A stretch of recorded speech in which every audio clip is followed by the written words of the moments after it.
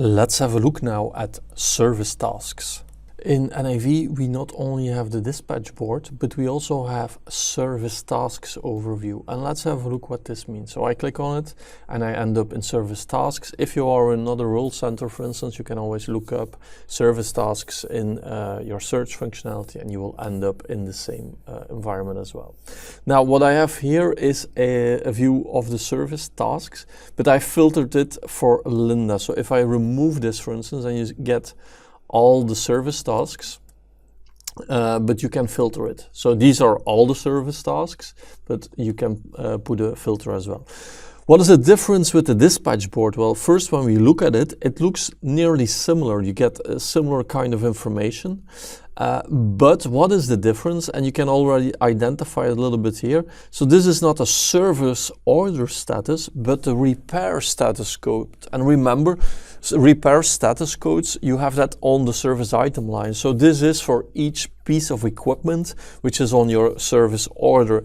So in this example here, for instance, you will see that you will have more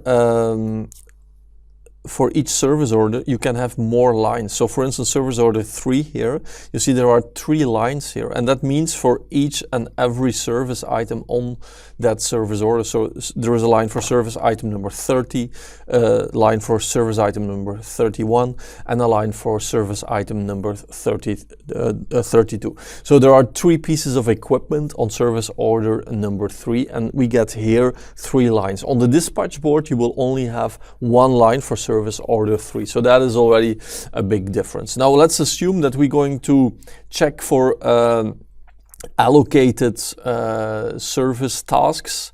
So a service task is for a service item.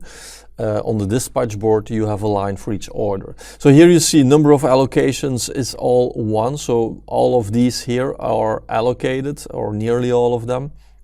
1 is not, because this is finished, so the allocation is done. Let's have a look for Linda again. Why? Because of course we can see then the example we did in the previous lesson. So here you see Linda Martin. She is a technician and she was planned on a specific service order, on service order 24. Which was initialized for the repair of service item number 57. And you see here the allocation. You can also see that there is warranty, for instance.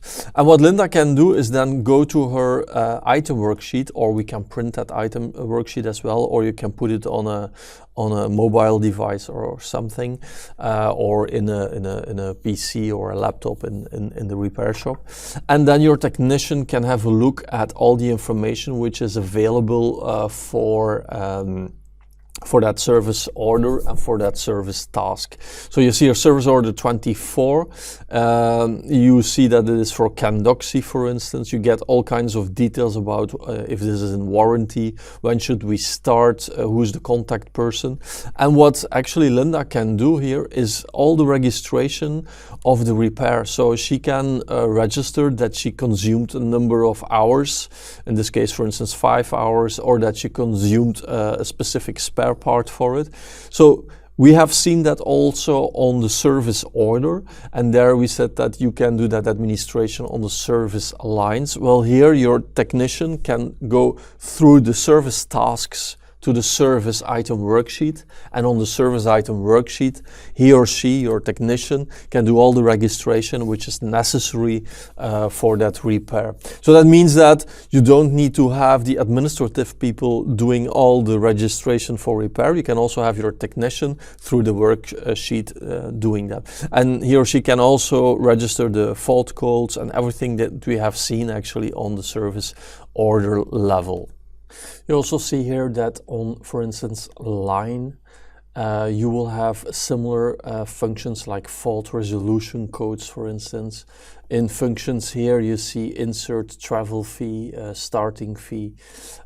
You have similar possibilities also towards troubleshooting, for instance. You have similar possibilities as on the service line and on the service order area. But an important difference here is that you cannot post from a service item worksheet. And that's the biggest difference. You can register your consumption and usage of time.